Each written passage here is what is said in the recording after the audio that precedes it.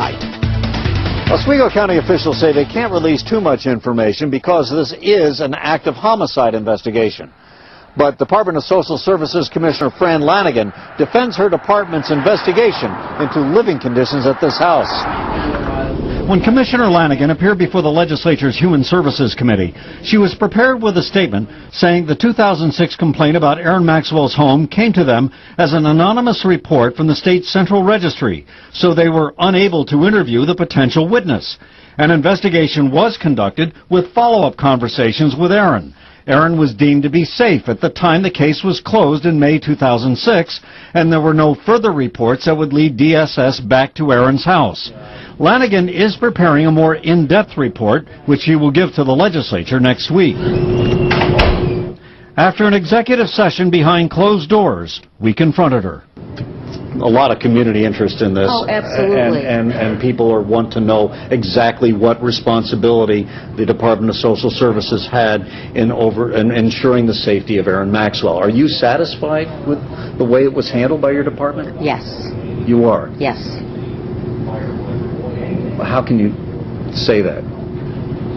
At the time, in 2006, when we were last involved, I believe that the department followed the protocols and met the standards that were necessary for the investigation. Was there ever an effort, though, to double-check, to go back? I will have my report to the chairman, okay, by the first part of next week. That report was ordered by Legislature Chairman Barry Lehman under a 1996 law called Eliza's Law. Even though child protective records are confidential, Eliza's Law allows DSS to share information in the event of a child's death. There's a lot of frustration that the information has to be dragged out of people. But apparently, as far as I've been able to tell, I've got copies of the laws. We're following the law. And Jackie, and I asked Lehman if Commissioner Lanigan's report to the legislature would become public. He said yes, and still we have no report of an arrest in the apparent murder of 11-year-old Erin Maxwell. Is anyone else looking at this case besides the state police? Well, yes, the State Office of Child and Family Services is reviewing the county's handling of this case.